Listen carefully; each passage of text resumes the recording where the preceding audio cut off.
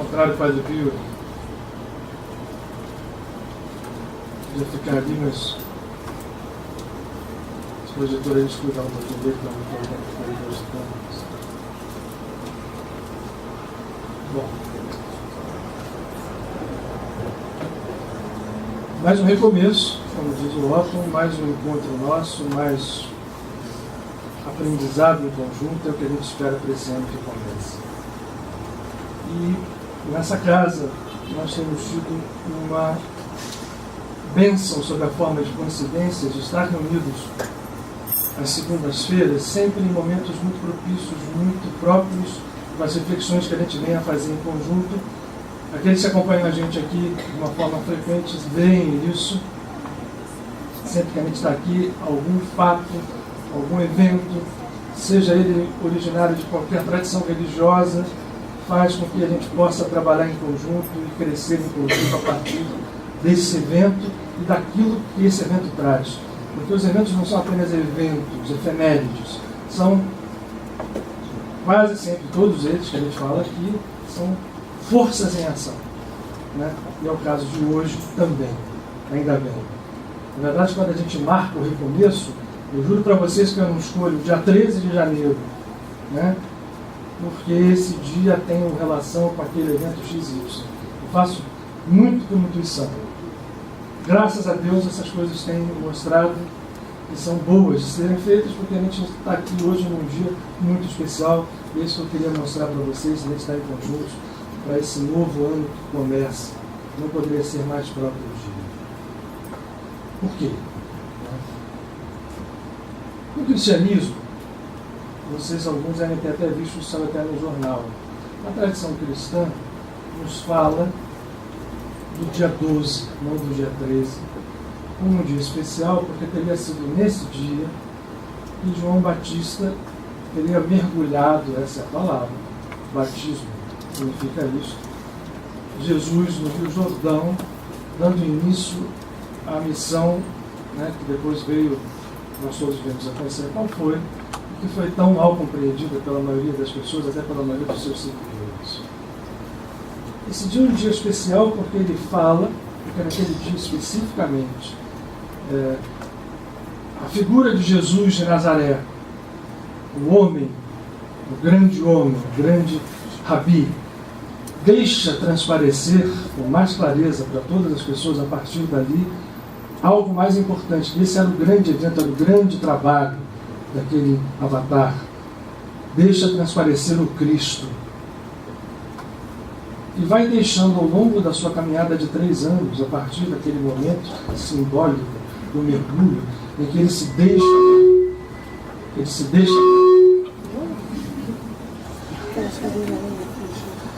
Deixa o quê? Vamos deixar falar a voz. Continuamos falando lá embaixo, não? Bom, eu continuo daqui, você vai ver. Ele se deixa mergulhar por alguém que naquele momento se confessa egoicamente em relação ao ego inferior a ele, mas que ele mostra que essas diferenças de ego para ego não valem em relação à concepção de eternidade. O ego pode ser mais evoluído, pode ter mais experiência de reencarnação, pode ter mais vida, mas a natureza crística de cada um, o Weber continua, né? A natureza crística de cada um nos aproxima numa unidade. Nós somos todos um. Naquele momento, ele deixa isso claro e passa ao longo da sua caminhada revelar esse Cristo na sua figura e na figura apontando para cada um dos seus discípulos e para cada uma das pessoas a essência crística que nelas, os seus discípulos, aqueles mesmos inimigos que o levaram à cruz e que depois, enfim, representando uma classe sacerdotal, simbolizando uma classe sacerdotal universal, onde há o sacerdócio na história da humanidade, os atos sacerdotais, infelizmente, são quase todos eles a reboque do ego. Seja naquele momento, seja depois, tenha sido antes, continua agora. Naquele momento, a partir daquele momento, ele começa a resplandecer o Cristo e a apontar esta resplandecência dentro de cada um de nós. Muito bem, é uma data muito importante. Fundamental, porque Aqui nessa casa, Jesus não é alguém que está no altar chamado de Deus e posto para ser adorado como Filho de Deus, separado da criação e que fica aguardando que nós aceitemos essa ou aquela doutrina. Jesus aqui é visto como alguém que expressa a grandeza universal da divindade. E fez isso, e expressou. A partir de uma tradição fortíssima de um povo em que ele, homem nascido ali, mostrou a transcendência humana a partir de toda aquela história daquele povo, e a partir disto, a possibilidade de cada um, independente de ser desta ou daquela outra nação, desta ou daquela outra religião, poder viver. Em conjunção com trabalhos que estavam sendo feitos por outros mestres, que tinham sido feitos antes, que foram feitos depois. Aliás, ele foi o primeiro a dizer isso.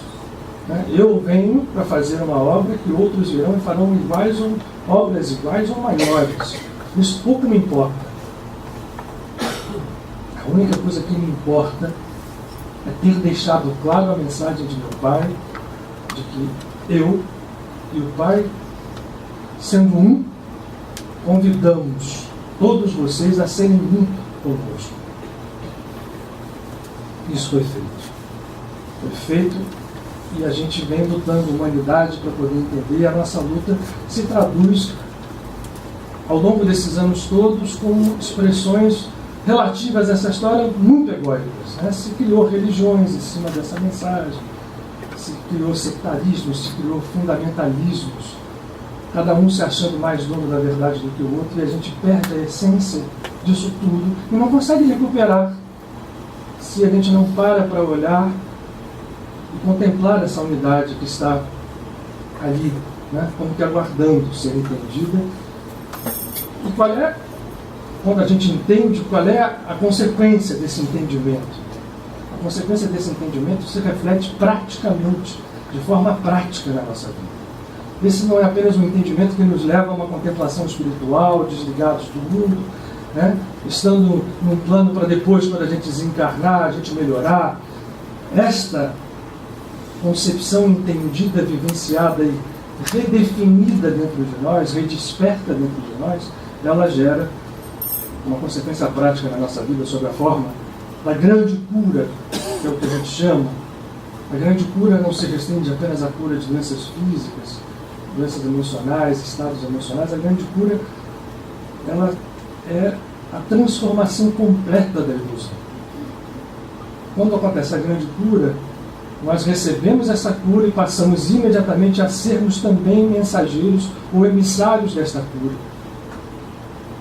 Somos, na verdade, canais. Passamos a ser esses canais por onde flui a percepção que depois se torna manifestação do Cristo em nós. Então, o dia 12 de janeiro, ele tem essa característica dentro da Igreja Cristã, e aí chega o dia 13, hoje. E a gente está reunido aqui. E eu vou propor para vocês viram quando a Cláudia baixa essa aqui na Árvore da Vida, muita gente fala aí, vai falar sobre Kabbalah, hoje a gente não entende nada disso. Mas quando essa Árvore da Vida vem, é porque eu acho que é importante que a gente não só perceba conceitos profundos que reúnem e vão fazer a gente aos poucos compreendendo a unidade de todas as correntes espirituais, seja de onde elas venham, e ao mesmo tempo se transforma em ferramenta prática para nós. Deixa ela quietinha aí por um pouco e vamos falar do que hoje nós começamos a estudar. Essas 2 semanas foram semanas grandiosas. Nós estamos numa semana grandiosa. A Kabbalah, o judaísmo de uma forma geral, divide o ano em meses lunares e a partir de um determinado momento contempla a Torá ou a lei, que são os 5 primeiros livros do Antigo Testamento, ou Pentateuco, na nossa visão ocidental, que é a Torá, e a estuda semanalmente, dividindo em pedaços que se chamam de parashiot em hebraico. Cada uma dessas parashá, ou das parashotes, que são parashá no singular, engloba um pedaço da Torá, e quando a gente vai olhando e vai estudando, vai vendo que não é uma divisão muito racional. As divisões são extremamente simbólicas, porque, voltando a Jesus era um hebreu que viveu dentro dessa tradição, e ele foi instado muitas vezes a falar sobre a Torá, porque a Torá é um evento, quer dizer, eu diria o seguinte, a Torá é viva, né? A lei é viva, não é apenas um livro. A gente vai ter que daqui a pouquinho um pouquinho mais disso. Jesus foi instado a falar, porque quando ele veio pregando o que ele pregou, vivendo o que ele viveu, ele era questionado para dizer: você segue a Torá? Você está rompendo a Torá? Porque quando você, de repente, pega os Shabat, né, o sábado, e faz os seus discípulos curarem, ou você cura no Shabat, você está rompendo. Ele proclamou uma frase muito importante. Ele diz: eu não vim mudar ou transformar, ao contrário, eu vim confirmar a lei, porque a lei, ela é perfeita até o seu último ponto. E aí de quem mudar ou empatar com o ponto da lei. Ele diz isso com toda clareza, e depois volta a dizer que a Torá, quando um escriba, um daqueles sacerdotes que estava ali, né, como os sacerdotes de todas as épocas fazem, querem mais os seus próprios interesses do que o interesse da espiritualidade, o desafia a definir o que fosse a Torá. Ele diz: a Torá se resume em duas coisas: amar, começa com a palavra amor, a Deus com toda a sua força, com toda a sua consciência, com todo o seu ser, com todo o seu entendimento, e amar ao próximo como a si mesmo. Isso está na Torá. Esses dois pronunciamentos estão na Torá. Muito bem. Ao dizer isto, ele condensa realmente a Torá em duas frases, vamos dizer assim, mas ao mesmo tempo diz: ninguém pode mexer nesta Torá, ninguém pode mexer nesta lei, porque essa lei é muito mais do que as pessoas pensam. Esse conjunto de aparentemente histórias é muito mais do que a gente pensa. Jesus claramente deixou isso expresso na sua própria caminhada nesse mundo. Muito bem. Em cima desta percepção e desse conceito, surge a Kabbalah, e mais do que surge a Kabbalah, surge a percepção de espiritualidade grandiosa que está ali resumida dentro daquele ensinamento, dentro daquelas histórias que nós conhecemos como os 5 primeiros livros do Velho Testamento. O Gênesis, aí depois vem o Êxodo, vem o Levítico, vem o Deuteronômio. Eu sempre em português, eu sempre esqueço, eu pulo sempre Números, né? Deuteronômio. Por quê? Por que isso é tão assim? Os conhecimentos espirituais mais profundos dizem que aquele conjunto de histórias que está posto ali não é apenas um conjunto de histórias. É sim um conjunto de histórias, mas não é apenas um conjunto de histórias. As histórias começam no Gênesis, com Adão e Eva. Todo mundo que estudou catecismo aqui, porque o cristianismo absorve esses 5 livros, o Antigo Testamento inteiro, dentro da sua tradição espiritual, e incorpora ao Novo Testamento. Então a gente que tem educação cristã conhece, né? Adão e Eva, dilúvio, Abraão, Isaac, Jacó, aquelas histórias todas, a escravidão do Egito, a libertação da escravidão do Egito, José, né? Depois a escravidão e a libertação da escravidão do Egito. Até quando Josué chega com os seus guiados, já depois que Moisés parte à terra prometida. Ora, essas histórias nós todos as conhecemos, mas elas são, pelos sábios, ditas que elas são apenas a roupa externa da Torá. É uma roupa brilhante, bonita, que são histórias interessantes, mas um grande rabi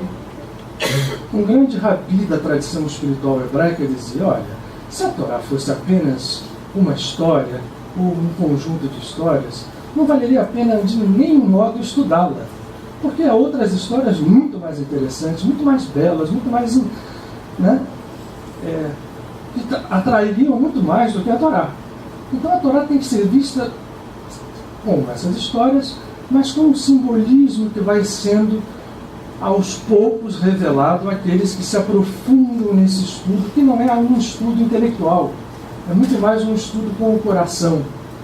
E era isso que Jesus dizia aos seus discípulos: entendessem a lei com o coração, e as pessoas que trouxessem a lei no coração, elas estariam se aproximando daquilo que ele veio fazer no mundo, mostrar a cada um que dentro de cada um de nós havia essa centelha crística, essa centelha messiânica, pronta para ser desperta.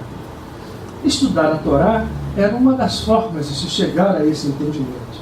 E o estudo deve ser com o coração.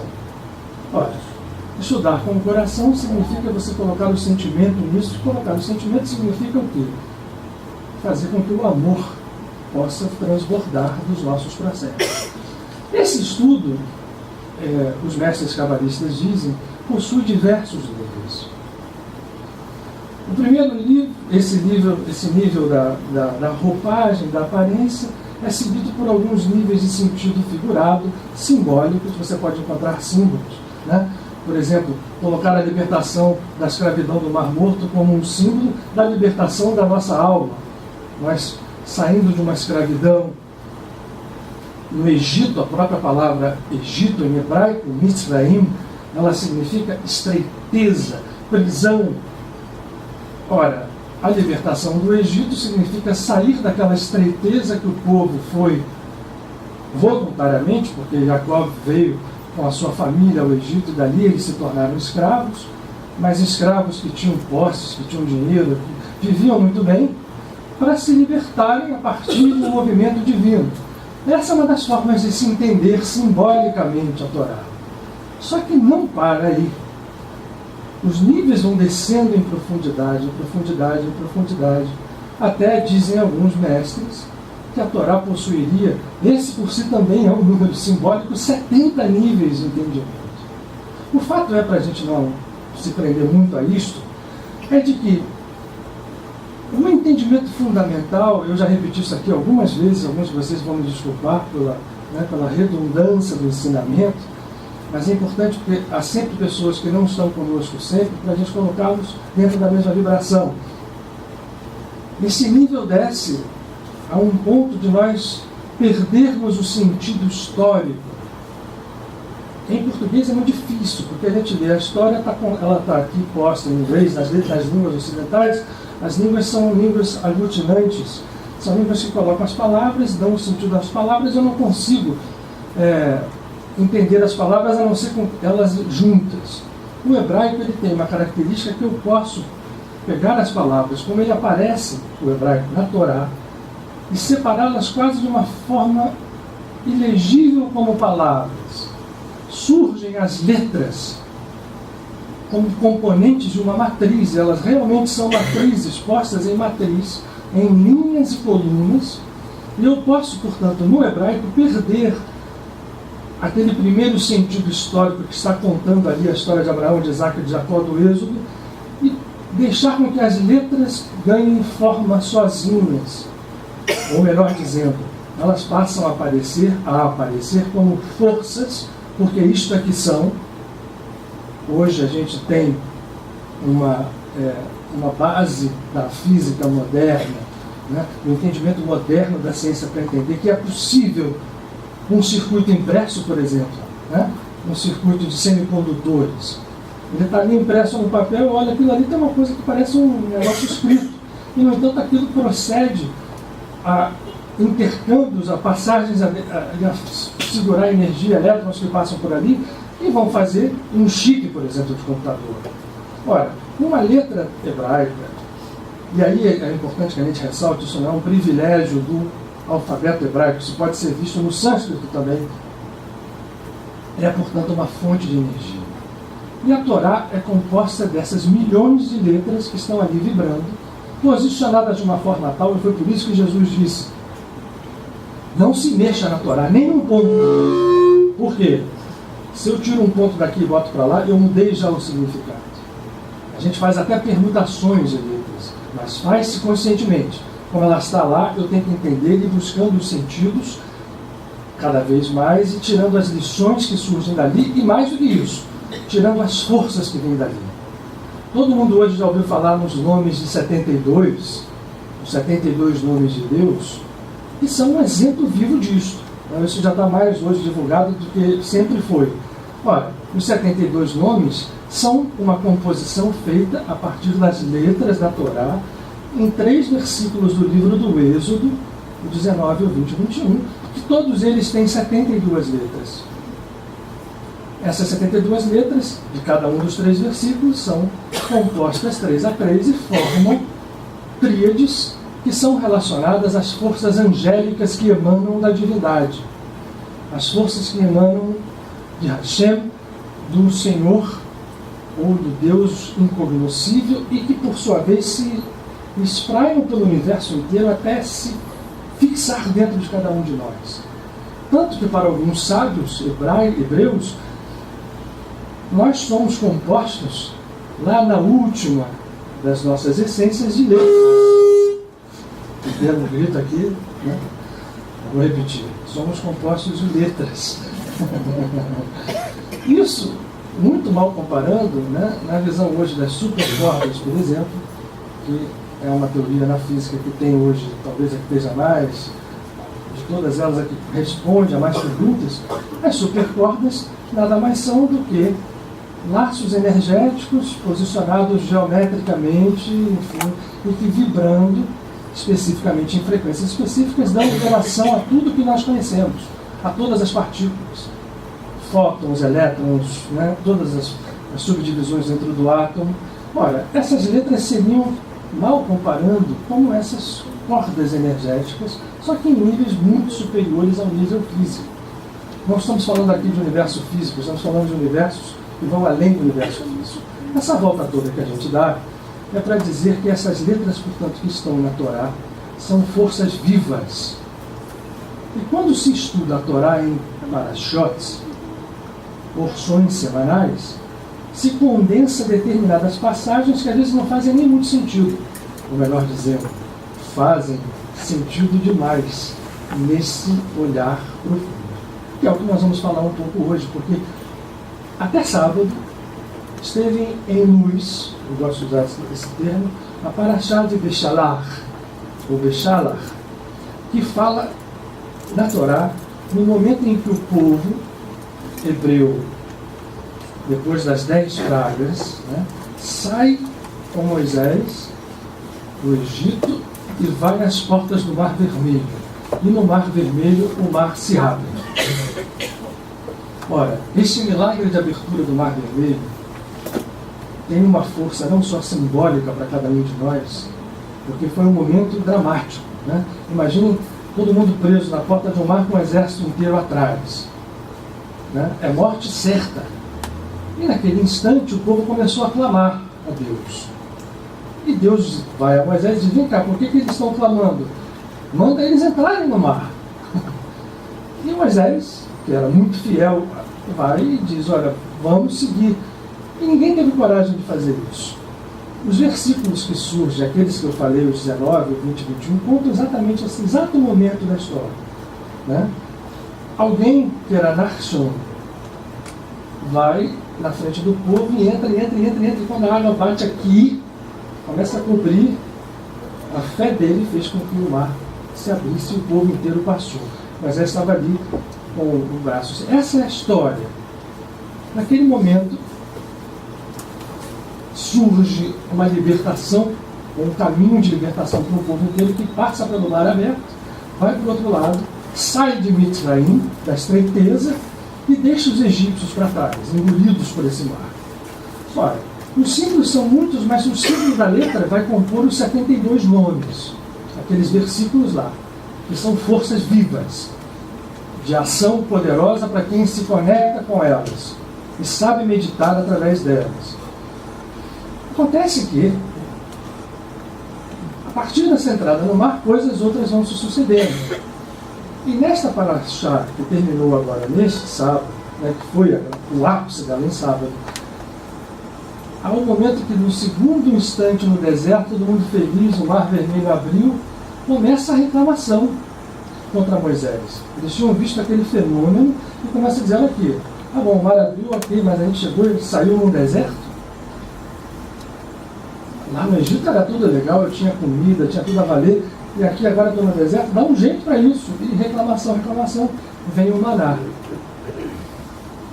Que quando chegou, tem uma coisa que muito se relaciona muito a algo que Jesus deixou bem expresso e que nós não entendemos na nossa vida quando a gente se vale do olhar do ego. O maná, quando veio em resposta ao clamor do povo, ele chegava todos os dias no pôr do sol. Depois que o pôr do sol se dava, ele enchia o campo com umas escamas brancas perto da tenda das pessoas, e pela manhã as pessoas poderiam colher aquilo e colhiam para o dia, para a duração do dia. Eles tinham de colher aquilo que era suficiente para aquele dia. Se colhessem mais, Deus avisou isso muito, dava bicho. E dava mesmo. E começou a dar bicho e Moisés ficou, um dos momentos que ele perde a paciência, assim, vem cá, a ordem foi colher para o dia. Jesus fala em determinado momento a seus discípulos uma frase capital: para cada dia basta o seu trabalho. Porque o tempo, hoje a gente já sabe disso, né? Quem esteve lá em Mendes lembra que nós conversamos sobre isso. O tempo não passa, o tempo não é algo que flui. Não existe esse tempo.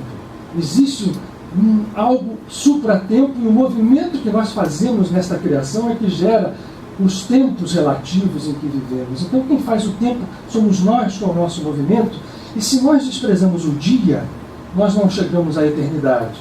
Porque a eternidade não é a soma de dias infinitos. A eternidade é uma unidade que abarca tudo e pode ser atingida num não tempo, num infinitésimo do nosso tempo contado. Ora, Jesus disse: a cada dia basta o seu trabalho, porque ele recomendava que nós trabalhássemos o dia, porque cada dia trabalhado resplandeceria como um todo nesse tempo eterno, e muitas coisas se resolveriam a partir desta visão. Isto foi dito aos israelitas no deserto. E quando eles escolhiam o maná para o dia, ok, quando tentavam guardar alguma coisa para amanhã, com medo que não viesse, dava bicho em tudo. Ora, esse grande exemplo para nós que vivemos com medo da vida, com medo do futuro, com medo das coisas que podem acontecer, sem encararmos de frente o dia como algo que chega para nós, e que eu, trabalhando aquele dia, eu fiz o meu trabalho para a minha vida inteira, e cada dia que eu fizer isso, eu terei a minha vida cada vez mais respondendo a esse processo de construção ou de reconstrução do meu próprio universo. No final das contas é o universo de todos nós, porque alguém que se ilumina passa a ser um fator de replicar essa iluminação rapidamente a outros tantos. Gandhi já dizia isso: uma alma iluminada acende a luz em outras milhares, quiçá milhões. Ora, essa história do dia é algo que estava nessa paraxá que passou no sábado. O maná, né, era colhido, depois eles aprenderam isso. Aí reclamaram que o maná era bobo, o negócio dava, ele tinha o gosto que as pessoas quisessem. Né? Ele era branco, mas você podia comer, tinha gosto de mel. Ele respondia ao seu processo mental e ao seu desejo. Mas ainda assim as pessoas reclamaram, queriam carne. Aí passaram a posar no acampamento codornas todo final de tarde, para as pessoas comerem à vontade aquelas codornas. E essas reclamações foram se sucedendo, e o maná foi caindo. Quanto tempo o maná caiu? Tem gente que sabe aqui, tem certeza. Quanto tempo essa história do maná durou? 40 anos. Durou 40 anos, porque o povo que poderia ter chegado à Terra Prometida um ano depois, um ano e pouco, marcou uma bobeira enorme ali, né? Depois de já ter marcado outras com bezerro de ouro. E quando botou o pé ali, a dúvida bateu, né? A Terra Prometida é cheia de gigantes, eu não posso entrar ali, os mensageiros vieram contando mentiras. Aí, olha só, vocês cavaram a sua própria, vão agora voltar e vão ficar andando 40 anos até que essa geração se substitua. E assim foi, mas o maná caiu 40 anos religiosamente. Muito bem. Entramos hoje, nessa volta, que eu estou falando ali o horário, mas a gente vai conseguir. Entramos domingo, melhor dizendo, e hoje dia 13. Estamos numa outra paraxá. Essa é fantástica, talvez seja. Não sei qual é. Não vou dizer isso aqui, porque é verdade. Yitro, que quer dizer em português Jetro. Quem era Jetro ou Yitro, que dá o nome a esta paraxá? A gente tem o Zohar aqui. O Zohar estuda a Bíblia, ou a Torá, melhor dizendo, nas suas 52 parashiot, e Yitro é analisado um dos tomos mais expressivos do Zohar. Quem era Jetro, ou Yitro? Era o sogro de Moisés. E quem era esse sogro de Moisés? Um sacerdote árabe, da terra de Midian. E esse sacerdote árabe, a quem Moisés casa com sua filha Zípora, e tem 2 filhos, Gershom e Eliezer, é um não hebreu. Não era hebreu, era um grande mago de Tró. Como Yov e como Bilam. Yov, ou Jó, eram conselheiros do faraó, inclusive. Ora, ele dá um nome a Parashá. Sabe o que acontece na Parashá de Yitro? Nada mais, nada menos do que o evento mais grandioso dessa história toda, que é a entrega da Torá ao povo de Israel no Sinai. Ora, não é sugestivo que a entrega daquilo que muita gente tomou como algo religioso, só pertencendo a um povo eleito, todo mundo se acha povo eleito, né? Os hindus também se acham, os cristãos também se acham, os espíritas estão se achando povo eleito, ultimamente alguns. Mas o fato é que essa história de eleição é algo muito mais profundo. E o símbolo de mostrar que essa coisa não é assim é o nome dado a Parashá. É um sacerdote árabe, um mago, que era sogro de Moisés, e quando Moisés chega com o povo, a Tzípora Moisés tinha deixado a sua mulher com ele e os filhos, quando ele voltou ao Egito para poder pedir ao faraó que libertasse o povo. Ele vai ao encontro da sua mulher, dos seus filhos e do seu sogro, conta a história, e o seu sogro se toma de uma força de amor enorme, faz sacrifícios e dá a Moisés o melhor dos seus conselhos. Moisés já estava cansado naquele momento. O povo todo vinha trazer para ele problemas, ele estava ali ficando o dia inteiro julgando o povo, e ele diz: olha, não faz assim. Você pega alguns dos teus companheiros mais sábios, mais espiritualizados, alguns anciãos, e coloca chefes sobre 10, chefes sobre 100, chefes sobre 1000, e eles vão receber o primeiro impacto. Depois o que vem a você é a coisa mais importante. Moisés faz isso, melhora muito a sua situação para poder estar em contato com o divino, e vai se aproximando do Monte Sinai. E a Parashá de Yitro é a Parashá que conta a história gloriosa da festa. Você vê que as coisas são fora, né? Não é exatamente. Estamos olhando aqui a festa que vai se transformar na festa de Shavuot, que é a festa das semanas, né? Porque se conta 49 semanas do povo no deserto. Na 50ª semana, o povo aponta do Sinai, aquele evento grandioso, deve ter sido inesquecível para quem estava lá, né? Imagine, Moisés vai ao monte, mergulha na profundidade do divino, e Deus desce.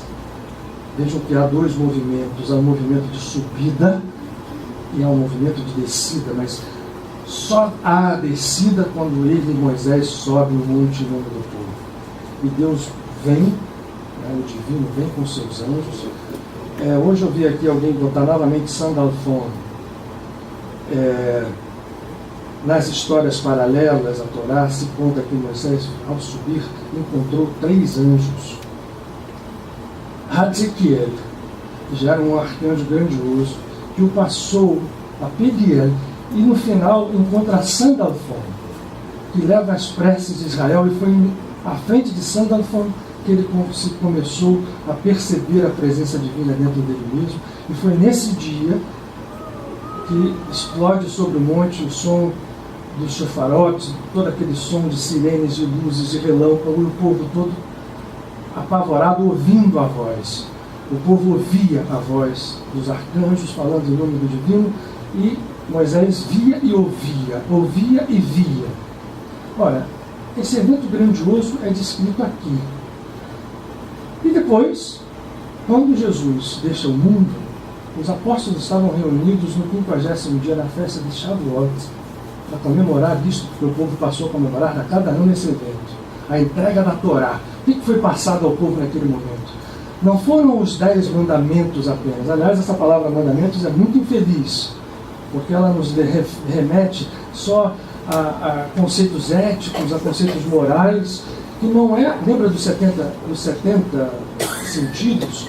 Ora, o primeiro sentido pode ser esse, mas nós temos que olhar os outros. Os sentidos mais profundos são 10, vão nos remeter à estrutura de como o universo é feito, as 10 sfirotes, as 10 emanações divinas que vão descendo dos universos superiores até configurar o universo físico, até configurar cada ser vivo, cada criatura, cada energia vivente.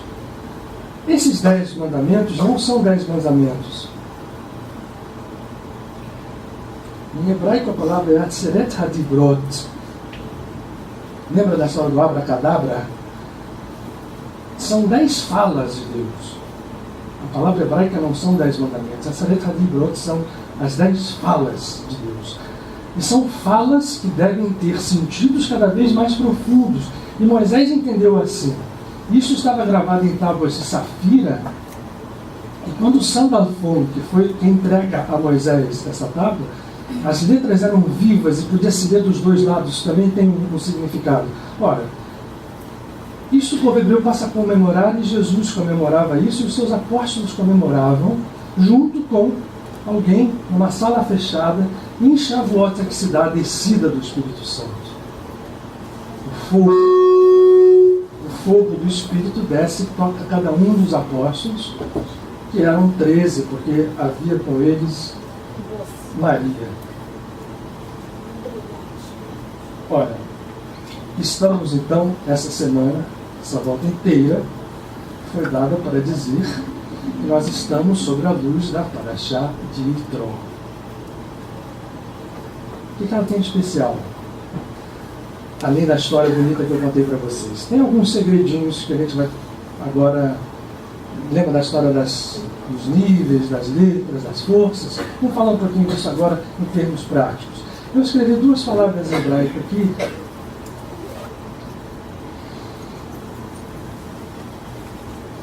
Tov, que significa bom, e Hesed. Mas essa palavra está escrita melhor do que eu escrevi aqui, ó. Tá bonitinho, eu escrevi feio dessa. Hesed. Obrigado, Cláudio. Hesed significa misericórdia.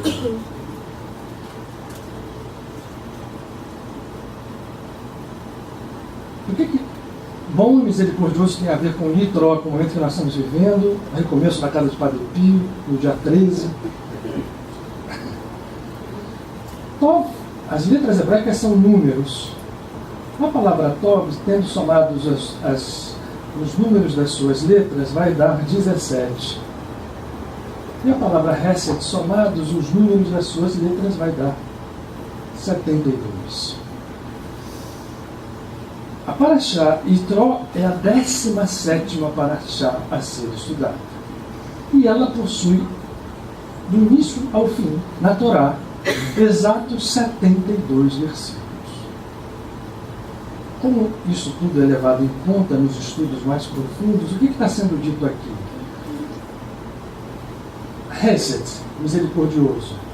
Tov, bom.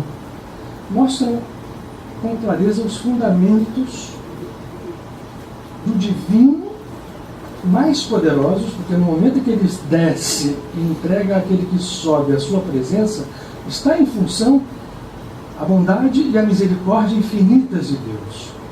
E nesse momento nós estamos sob essa força. Vibra em nós, nesse momento, todos os anos, ainda que a gente não tenha consciência disso, uma abertura que nos encaminha para o que é bom e o que é misericordioso, que são as características fundamentais do divino e que devem ser as únicas características nossas para vencer todos os desafios da vida. Na casa de Padre Pio, isso tem tudo a ver porque a palavra bom e misericordioso nos remete a uma outra, que o Padre Pio diz, a gente falou aqui no começo, que é amor. Yitro, E esse tempo é o tempo do amor incondicional, é o tempo do amor que dá a vida, é o tempo do amor que faz surgir dentro de nós aquela força divina que desfaz todo o mal, é capaz de vencer qualquer obstáculo, qualquer coisa que a gente tenha como obstáculo. Imagine qualquer uma que esteja à frente da vida de vocês. Nenhuma delas resiste a esse amor incondicional quando entendido e vivido dentro do nosso coração. E Itró, ao mostrar que um sacerdote de fora do povo era capaz de dar conselho ao próprio Moisés, e ele dá o nome a isto, mostra que o amor, ele fala para o universo, ele não fala para um, para dois, para alguém que é melhor do que o outro, que é superior, ou um povo eleito, ou uma religião superior. Ele fala a tudo e a todos, porque o amor é a unidade divina, e a nossa unidade com o divino por essência, e vai ser sempre. Ora, a palavra amor em hebraico se escreve Ahavá. Deixa eu fazer aqui uma bonitinha, gente. Ahavá e se escreve assim. Essas letras aqui é um Aleph, isso aqui é um rei, isso aqui é um Beit, isso aqui é um novo rei. A legenda dessa letra, amor, né? As letras são todas bonitinhas ali, depois vocês vão ver, olha aqui, eu vou apontar elas aqui. Cadê o Deise? Oi? Estava comigo, não estava? Olha só, as letras são aqui, ó. Só para dar uma refrescada na cabeça de vocês, ó. O Aleph, o rei, o Beit e o rei de novo. A Rabá. Isso aqui soma 13. As letras, os números dessas letras, né?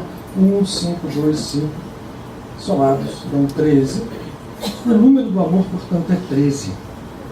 E 13 é a metade de 26, que é o número do tetragrama, do nome sagrado, Yud, Rei, Vav, Rei, ao qual Jesus se refere com tanta força quando nos ensina o Pai Nosso. Santificado seja o teu nome. Esse é o nome. Portanto, o amor é a força que a nossa metade, 13, precisa fazer para atingir a plenitude do 26. Ora, tem alguma coisa a mais aqui? Eu queria só, se bem que a gente precisa falar de uma coisa mais prática. É exatamente por isso que a gente botou aqui o 13 de janeiro, como um dia especial, que dá toda essa aparente coincidência de números e forças.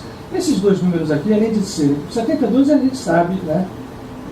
Tem os 72 nomes de Deus. Jesus, não à toa, divide os seus discípulos em 12, mas, na verdade, eles são 72 que saem falando do Cristo.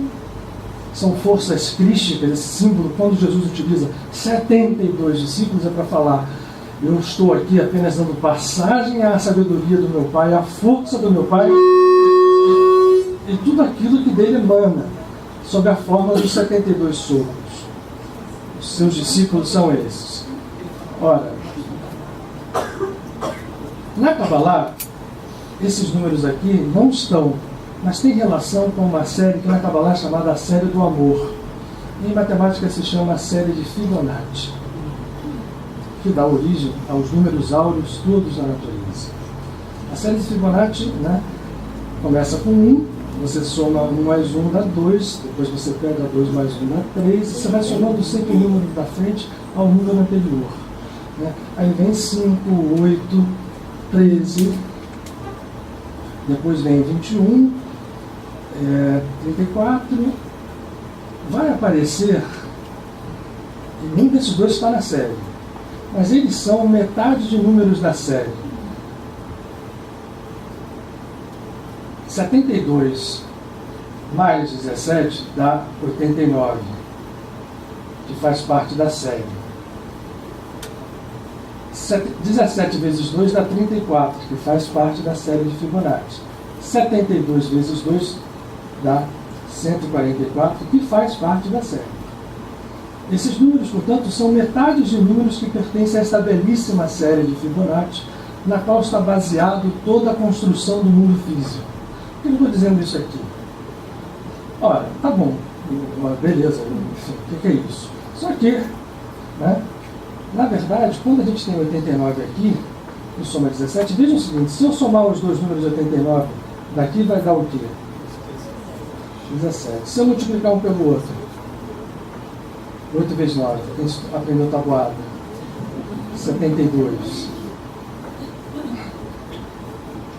Se eu diminuir 72 menos 17, vai dar também 55, que é o número da série de Fibonacci. Esta série, na Kabbalah, é chamada série do amor, porque, na verdade, também o 13 entra de muito importante, porque todos os sétimos números da série são múltiplos de 13. Portanto, o amor é que multiplica esta série a partir do 13, que é o número da palavra Havá, em hebraico, que significa amor. Portanto, a força da vida, a força de tudo, o que constrói o mundo, passa pelas estruturas de amor, e a Kabbalah adora mexer com teoria dos números, com números de uma forma geral. Isso aqui, se a gente fosse falar aqui das coisas que das somas, as multiplicações que dão, a gente fica aqui umas 2 horas só vendo isso. E tudo muito bem estruturado e muito bem conectado. É impossível ser uma coincidência. Mas o que importa para a gente são a força que esses dois números, essas duas palavras têm neste momento e em toda a nossa vida. Porque agora nós estamos sob a vibração de poder conectar com o amor mais sublime, portanto mais forte, mais intenso e, portanto, mais operativo, mais real e mais eficaz. É isso que a gente vai fazer agora no final do nosso encontro, aproveitar a força de Yitro para poder chegar a esse processo. Mas tem um dado agora antes, eu queria só falar uma coisa antes. Toda Parashá tem uma coisa chamada Haftarah, que é um texto não da Torá, que acompanha a Parashá. Nessa aqui de Yitro, a Haftarah vem do livro de Isaías. Porque a gente fala de amor, né? Mas o que a gente faz na vida? A gente tem amor incondicional? Nós estamos criando. O Otton leu hoje uma coisa sobre a palavra, né? A gente viu que Deus fez 10 palavras surgirem, ou 10 pronunciamentos, criando o mundo a partir dessas emanações, dessas espirotes todas, que representam tudo e cada uma, tudo e cada coisa. Em Isaías, na Haftarah de Isaías, que é pequenininha, são só 13 versículos, do livro de Isaías, no capítulo 6, que diz o seguinte: no ano da morte do rei Uzias, eu vi o Altíssimo, sentado num trono muito elevado. A orla do seu manto enchia todo o santuário. Serafins estavam de pé acima dele, e cada um tinha 6 asas. Com 2 cobriam o rosto, com 2 asas cobriam os pés, e com 2 voavam. Eles clamavam uns para os outros. Isso tem até em missa católica, né? Ou acaba lá. Santo, Santo, Santo é o Senhor dos exércitos, Todo-Poderoso, toda a terra está cheia da sua glória. Eu acho que a Dani comentou aqui, numa outra encontro, que esse mantra unificado pode ser usado para proteção, em hebraico. Esse Santo, Santo, Santo, que é a proclamação dos anjos, ele em hebraico é Kadosh, Kadosh, Kadosh, Adonai Tsevaot, a terra está cheia da sua glória. Melchol Haaretz Rodó. Então, Kadosh, Kadosh, inclusive se faz uma magiquinha, a gente, quem quiser fazer uma cumbada de uma forma que tem sentido, quando falar Kadosh, Kadosh. Não, mas a sinagoga, no lugar de mais macumba do que numa sinagoga, não tem sentido. Tudo tem sentido. E aí o Kadosh, Kadosh, Kadosh se faz levantando os calcanhares do chão. Kadosh, Kadosh, Kadosh. Adonai Tsevaot, Melchol Haaretz Kevodo. A terra está cheia da sua boca. Mas continuemos com os Isaías. Os gondos da porta começaram a tremer ao clamor da voz do Altíssimo, e o templo se enchia da fumaça da sua presença. Eu disse então: ai de mim, estou perdido, porque sou um homem de lábios impuros e porque moro no meio de povo de lábios impuros. os meus olhos viram o Rei, viram ao Senhor. Um dos serafins voou em minha direção, tinha em sua mão uma brasa, que havia tirado do altar com uma tenaz. Com ela tocou-me os lábios e disse: agora isto te tocou os lábios, e a boca foi removida a tua culpa e perdoado o teu pecado. Então ouvi a voz do Senhor que dizia: quem enviarei e quem irá por mim? Eu disse: aqui estou, envia-me. E ele disse: vai, e diz a este povo: ouvi, mas sem compreender, olhai sem reconhecer. O coração do povo se torna insensível, os seus ouvidos se endurecem, os seus olhos se fecham. Até quando, Senhor? Eu perguntei. Ora, aqui está um dos ensinamentos mais profundos. Quando uma brasa toca a boca e purifica o pecado, é muito claro, voltando, eu estou fazendo sempre esse paralelo com Jesus. O que faz o homem cair? É o que sai da boca, não o que entra por ela. Quando a nossa boca se purifica, tudo se purifica. Isso tem um outro sentido mais profundo ainda. Quando a boca está purificada, significa que eu passo a entrar neste reino da misericórdia e do bom. Porque aqui está a graça, aqui está a consciência da graça que limpa a consciência do karma. Esse movimento de um anjo em direção a Isaías, que diz assim: eu sou impuro, mas só um toque de brasa na boca, purificando a sua fala, que é o seu poder criador, remove os seus pecados, é para nós um sinal de que isto pode e deve acontecer conosco, quando a gente se entrega com plenitude a essa grandeza divina que está à nossa disposição, cada um de nós, como imagem e semelhança. Porque Hesed e Tov são características do divino, mas são características nossas também, que quando nós a encontramos, todo o pecado é perdoado, tudo é purificado, e nós passamos a ser portadores dessa palavra. Ele diz: quem vai por mim? Isaías se torna um profeta, portanto. Ele vai, apesar de ser homem, naquele momento ele é um ser como profeta, que manifesta a divindade através dele. Ora, isso é possível para cada um de nós, a todo tempo, a todo momento, desde que a gente entenda o que deve ser feito, que é essa busca de amor.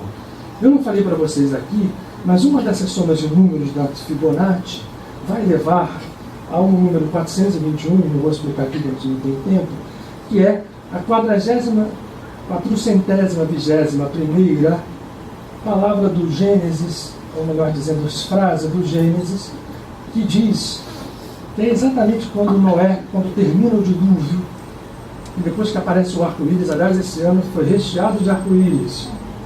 As pessoas acham que esse ano vai ser ruim. Olha só, gente, esse ano está abençoado por todas as forças espirituais que conduzem o planeta.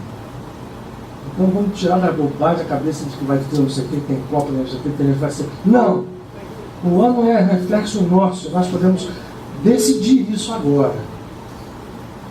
Portanto, quando o arco-íris chegou e a arca pousa em cima do Monte Ararat, a frase é: e Noé achou graça perante o Senhor. A palavra Noé em hebraico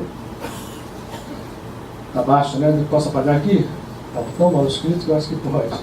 É feita de duas letras, um Nun, para fazer mais bonitinho, branquinho, e um Rei, Noah. Inverteu da Rem. Desculpa, gente, eu estou mal ver essa luz. Você pegou o Nun e o Rei e inverteu. O Nun está aqui embaixo e o Rei você pega Noah invertendo da Rem. O que é Rem? Bom doce para quem adivinhar. Rem é graça. Uma das traduções de Rem. Noé achou graça, porque esse versículo diz: quando nós mexemos com o nosso profundo em amor, nós vamos encontrar esse versículo de Gênesis, que em Noé achou graça depois do dilúvio, à frente de Deus. Isaías tomou a brasa na boca e teve o seu pecado perdoado, a sua fala foi purificada. Vamos começar com uma coisa simples. Vamos parar de falar mal dos outros, vamos parar de fazer, né? Isso já começa a abrir campo para a gente entrar dentro dessa história do Hesed, do bom, do belo e da graça, porque o tempo é esse, o tempo é agora. Eu trouxe para vocês 3 nomes do 72 para que a gente pudesse meditar nesse tempo. Eu quero... Claro, não é à toa que o Salmo 23, na sua última frase em hebraico, diz: Artov vahesed yebefuni kol yemei hayai veshati beveit Adonai leorei yanu. A sua graça, a sua bondade, a sua misericórdia me acompanham durante todos os dias da minha vida, e eu habitarei na casa do Senhor, fazendo assim por longos dias, ou seja, para sempre. Sônia, esse não é o nome, não é para você.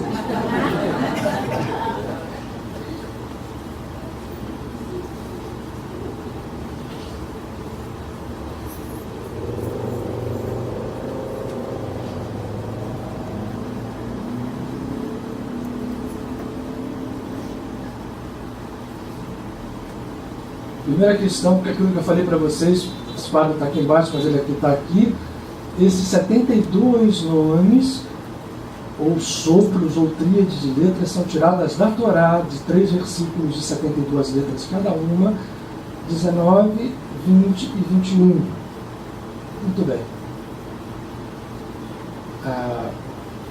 Por exemplo, esse nome daqui, ó, tem tudo a ver para quem quer ter filhos, como esse também, para fertilidade. Esse nome daqui, por exemplo, tem uma limpeza profunda dos ambientes. Cada nome desses tem uma série de estruturas à sua volta de energia, de significados, para aquele que toma consciência. Esse, por exemplo, é um nome que, dizem, Moisés usou num momento crucial para abrir o Mar Vermelho. Aliás, é tão interessante porque a gente tem um tempo aqui que não vale nada, né? A Torá foi entregue 50 dias depois. Como é que Moisés já sabia do nome antes? Essa é uma boa pergunta. Só para a gente ver que as coisas são mais profundas do que parecem. Muito bem, hoje a gente vai trabalhar sobre, por favor, passe o próximo, alguns nomes que eu pedi para botar. Esse primeiro nome. Quando a gente recomeça, a gente tem tudo à nossa mão para que a graça do Senhor caia como caiu sobre Noé depois dos dilúvios da vida. Esse nome fala disso. É o primeiro nome da série. Se pronuncia, quando a gente fala o mantra Vá, Re, Vá, mas basta a gente contemplar esse nome, olhá-lo, deixar o olhar morrer ali de cima, ou viver, melhor dizendo, as letras tomarem formas, o pensamento vai vindo de soma, mergulhar dentro disso. Isso induz certos estados de consciência, certas conexões de energia. Esse nome tem um poder. Ele permite uma viagem no tempo interno e aos nódulos kármicos que nós temos, com a força, para quem tem consciência, de apagar eventos passados, apagar karmicamente. Ok? Vamos outros, depois a gente vai, já está no final aqui.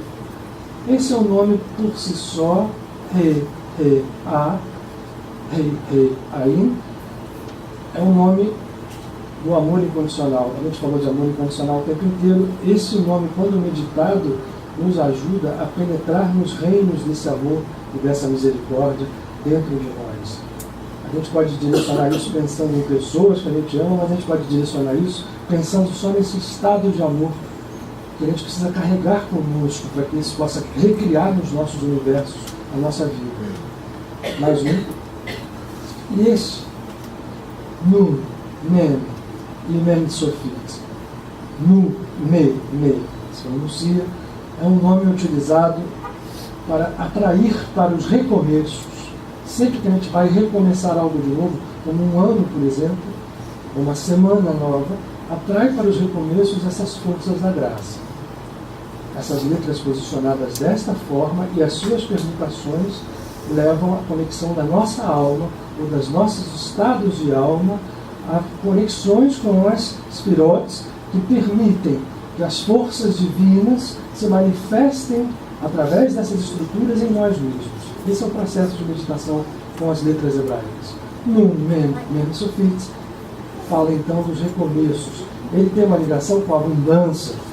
Aliás, a última coisa, até se esquecendo, essa semana é tão boa que tem na próxima quarta-feira para a quinta um dia fundamental, que é o chamado dia 15 de Shvat, outubro Shvat, a lua cheia do mês que nós estamos vivendo, que é o ano novo, é um ano novo para a natureza.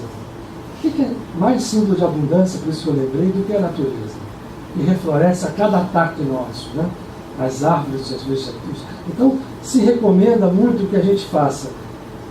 Quem quiser fazer ao longo dessa segunda, terça e quarta, comer frutas, mas não é comer frutas e vegetais só, com aquela consciência de que você está colocando no teu ato físico a abundância da natureza se renovando por inteiro, renovando a nossa vida. O dia da lua cheia de Shvat é onde se comemora essa festa dos vegetais, o ano novo da natureza, frutas, enfim, árvores, enfim, o que for. Abracem árvores, né? Pensa que ninguém acha que vocês são malucos, não, vão lá, né? Maluco, beleza, né? Fica ali, vale a pena, faz parte dessa história do amor. Eu acho que eu só pedi esses, né, Valéria? Os Amazonas. Então, vamos deixar o primeiro. Vamos mostrar o 72 de novo, para a gente fazer a nossa oração final. Ele está posicionado aqui, ó. Aí ele está aqui e no meio. Meio está posicionado aqui. Tá? Todos esses nomes têm, portanto, muitas relações. Repito, este para a fertilidade, este aqui também, antidepressão, esse aqui, mas isso aqui não é panaceia não, tá? Eu recomendo muito, eu conheço isso, gente, eu lido com esses nomes, tá? 20 anos. Eu não tenho dúvida de que funciona. Isso aqui não é uma brincadeira, não, ninguém tirou isso do nada. Vamos botar então o primeiro nome para a gente fechar o nosso trabalho, para a gente tirar o nosso número, apagar as luzes, botar uma musiquinha. Vou deixar o nome sobre a tela. Vou ficar aqui nesse canto para não atrapalhar vocês. Quem quiser ficar olhando, o que então isso aqui nos remete? Eu não vou nem pôr do amor incondicional, porque eu acho que a gente, para poder chegar a esse estado de amor, a gente precisa fazer essa purificação da brasa, né? Tirar o pecado. Então vamos juntos começar por aqui. E eu recomendo que vocês façam quando quiserem sempre. Essa semana é fundamental, ainda mais que hoje ele está tão... Tem muita entidade aqui, gente, muitos amigos espirituais. Eu sempre me questiono. Se o Isaías fazer esses questionamentos, a gente pode fazer também algumas coisas. Quem somos nós, né, para às vezes ter essa companhia espiritual de tão alto grau, que muitas vezes se reúne nessa casa, como em outros lugares? Mas eu só sei que por mérito nosso não é. Isso eu tenho certeza. Mas pode ser um dia, talvez isso seja a grande mensagem. Eles nos chamando a perceber esse estado de consciência, purificando a nossa fala, reconstruindo o nosso movimento de vida, a partir do amor, limpando o nosso passado, isso que a gente vai querer fazer agora, nesse momento, junto com os amigos espirituais que aqui estão. 13 é o número da misericórdia, o número do amor. Hoje é o dia 13, o primeiro mês solar do ano. No ano que é o número sequente ao 13, o 14, 2 vezes 7. Foi o número de anos que Yaakov serviu a Lavan, seu sogro, quando casou-se com Leia, para que pudesse receber Raquel, aquele a quem ela amava, a quem ele amava. Serviu por 7 outros anos. O doce pastor, que nesse momento, o ano de 14 significa que o nosso serviço, afinal, receberá os seus frutos. Essas 3 letras nos lançam à altura e nos trazem a resposta divina. Deus que desce a partir da subida do nosso amor. A sua misericórdia infinita se reflete nos pequeninos atos de misericórdia que tenhamos todos os dias com aqueles que compartilham a nossa caminhada. Quando formos e tivermos a oportunidade de condenar, que haja silêncio na nossa boca e no nosso coração, e que penetre esta luz divina, apagando todo o passado que construímos em ilusão após ilusão. Karma que se hoje se expressa tantas vezes com tanta violência em nossas vidas, cede forças ao amor. Quando o amor desperta, quando o amor acende a sua luz dentro de nós. Essas forças divinas que nos curem, que nos elevem, que nos transformem, que nos despertem. E que nós possamos despertar, em nossa vez, quando despertos estivermos, aos nossos irmãos. Abençoa os nossos amados, aqueles que estão conosco, aqueles que seguem passos conosco, nossos pais, nossos filhos, companheiros, companheiras, irmãos, irmãs, nossos amigos mais queridos e todos aqueles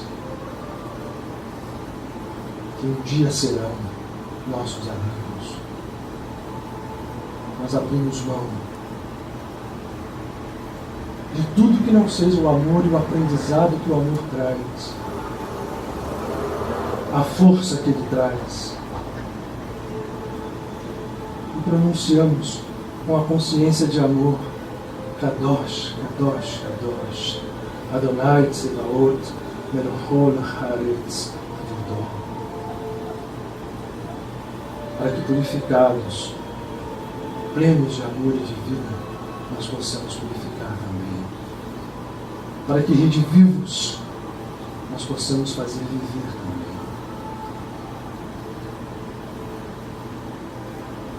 E a nossa palavra, que um dia será a palavra divina, que falará em nós e falará por nós, a cada dia e a cada momento de nossas vidas. Recebe, Senhor, o nosso pedido, ouve o nosso chamado e vem a nós. Venha a nós nesse momento. Venha a nós sempre. Amém. E amém.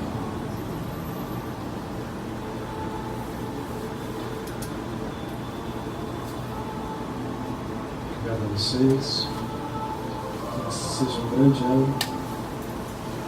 Até a próxima segunda.